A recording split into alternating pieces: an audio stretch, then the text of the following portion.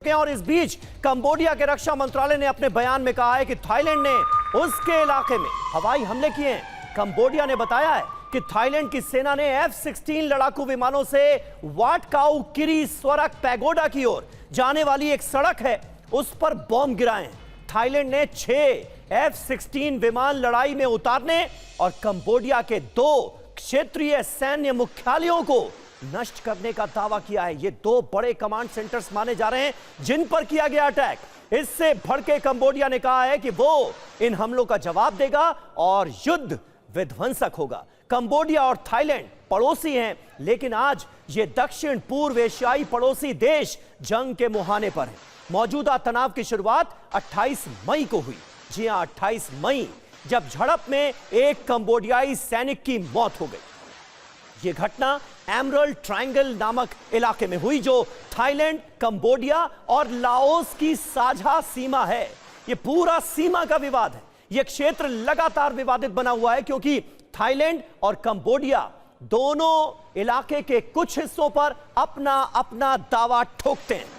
29 मई के बाद से दोनों देश एक दूसरे पर हमलावर नजर आ रहे हैं और जुलाई के महीने में देखिए आलम क्या है कि किस तरह से थाईलैंड और कंबोडिया के सैनिक आमने सामने हैं। एक दूसरे पर रॉकेट से वार किया जा रहा है, MLRS चलाई जा रही है और F-16 उड़ान भरता हुआ नजर आ रहा है। थाईलैंड की तरफ से 6 फाइटर जेट्स उतार दिए गए। तो कंबोडिया वर्सेस थाईलैंड, दुनिया का यह नया वॉर फ्रंट खुल गया है। कंबोडिया ने जंग की शुरुआत की। देर रात थाईलैंड के इलाकों पर हमले किए गए। रॉकेट और मिसाइल से इन अटैक्स को अंजाम दिया गया। थाईलैंड ने जवाबी कार्रवाई शुरू की। दोनों देशों के सैनिकों ने सीमा पर अपनी अपनी पोजीशन ले ली। सेनाओं ने एक दूसरे पर फायरिंग की। कुछ सैनिकों ने सीमा पार की। सैनिकों के बीच आमने सामने की जंग भी शुरू हो गई है और तस्वीरें भी हम आपको लगातार दिखा रहे हैं कि किस तरह से कुछ ऐसे बॉर्डर के इलाके हैं जहां पर दोनों देशों के सैनिक आमने सामने आकर लड़ते हुए नजर आ रहे हैं। प्रोफेसर संजय भारद्वाज हमारे साथ मौजूद हैं, जो कि इस विवाद पर नजर बनाए हुए हैं आज सुबह से, जब से यह खबर सामने आई है। संजय जी, आपको सबसे बड़ा रीजन क्या नजर आ रहा है? बात यहां तक कैसे पहुंच गई?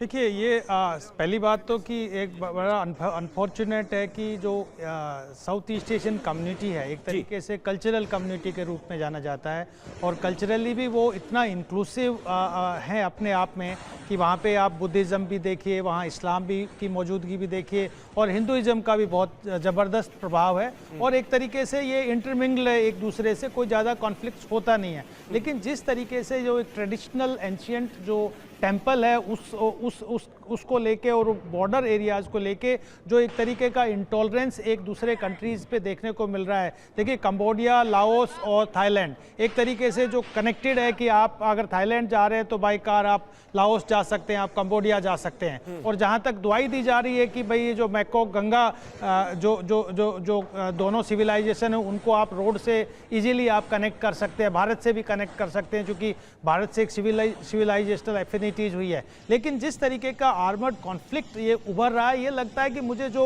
ऑल ओवर वर्ल्ड में एक तरीके का एक फायर जो चल रहा है, एक उबाल जो चल रहा है, वो यहाँ पर भी उसके रिफ्लेक्शंस देखने को मिल रहे हैं। और जो सबसे बड़ा फैक्टर आया है कि जो बढ़ता हुआ चाइनीज़ इन्फ्लुएंस है इस क्षेत्र में, चाहे वो वियतनाम हो, कंबोडिया हो, लाओस हो, सिंगापुर हो, इन सब में, और जो एक रेसिस्टेंस क्रिएट किया गया जो इंडो पैसिफिक स्ट्रेटजीज के माध्यम से, तो चाइनीज़ फोर्सेज को भी पुश बैक करने का कोशिश किया। तो चाइना का जो एक तरीके का इन्वॉल्वमेंट इन कंट्रीज़ में आ रहा है और जो आप ये कहिए कि अधार्मिक भावनाओं को आगे बढ़ाने का प्रयास किया जा रहा है, इस कल्चरल सोसाइटी को निकाल के एक बाजारीकरण की तरफ जो धकेलने का प्रयास चाइना कर रहा है और अपॉर्चुनिटी के रूप में अपने आप को दिखा रहा है, ये बहुत बड़ा सोर्स है एक कॉन्फ्लिक्ट का इन प्रदेशों में कि ये बिल्कुल मार्केटाइजेशन की तरफ बढ़ रहे हैं, ना कि डेवलपमेंटल सेंट्रिक अप्रोच। जो टूरिज्म, जिस तरीके से मनीष जी भी बात कर रहे थे कि थाईलैंड भारत और दुनिया के लिए एक बहुत बड़ा टूरिस्ट डेस्टिनेशन, अगर इस तरीके का आर्मड कॉन्फ्लिक्ट अगर थाईलैंड में होगा, थाईलैंड में देखिए पॉलिटिकल इंस्टेबिलिटी